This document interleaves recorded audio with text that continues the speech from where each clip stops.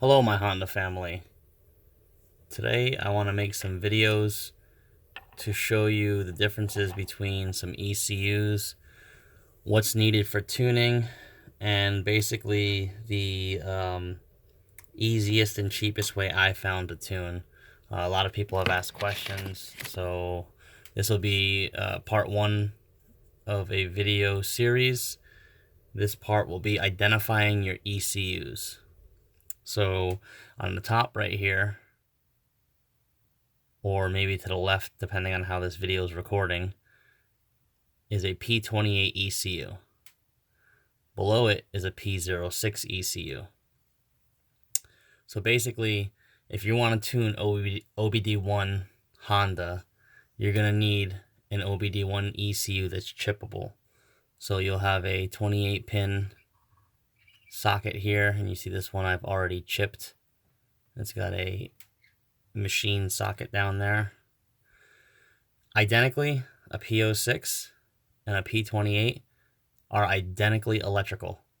They do the same thing, except the P06 does not have the transistor, which is located right here, and a few other components to activate the VTEC circuit.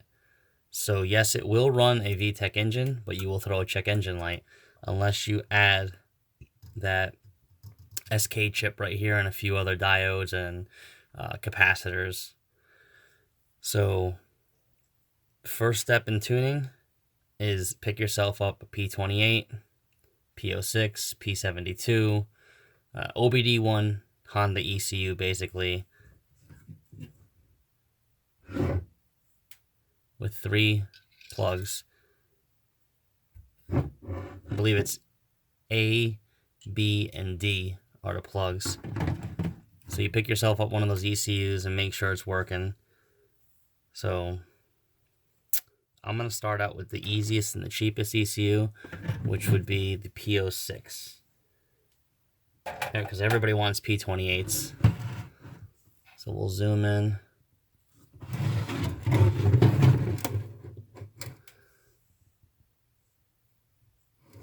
Alright, so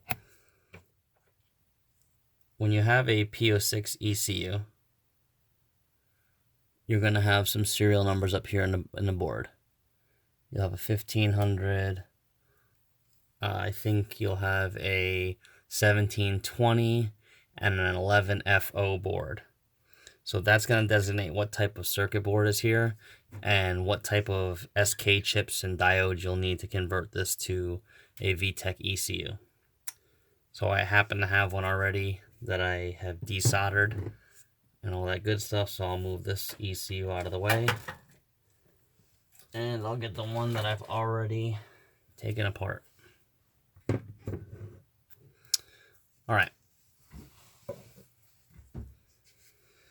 So, if you look closely, the areas that you're going to have to work in to start getting the tune is going to be this area here. You're going to need to add a 28 pin chip. You're going to need to add the 373 chip. A lot of people don't add the C51 and the C52, but I add them. You got to have the J1 and the R54 jumper down there. You also want the CN2 data logging port if you want to be able to data log. I like to change the capacitors. C14, C201, C15, C24, C21, C19, C18, and C40. They're nearing 30 years old and they tend to leak, so you want to change them. So if you're at this point in tuning, you should pretty much know how to desolder and solder components in. If not, you can drop a message down below. I can hook you up. But I'm going to get all these components in, soldered in, and then we're going to take a look at it. Actually, before I solder these components in, let's back up and look at the components that you're going to need in order to start tuning your ECU, basically chip and tune it. So you're going to need a whole bunch of capacitors. There's 8 of them there. You're going to need a chipping kit, with a SST chip. I got a 0 enforcing socket so I can quickly change out chips. A machined 28 pin. That is your 737 small chip. Your CN2 data logging port. Your VTEC controls, because remember, this is a P06 ECU that I'm turning into a P28. And then all of your C51, C52, R54, and your J1 jumper to make the P06 read off of your custom file on here. So you're basically going to need all that to go ahead and start to get tuning. So we'll wrap up this first video here, and we'll move on to the second video of component installing. Thanks for watching. Please subscribe.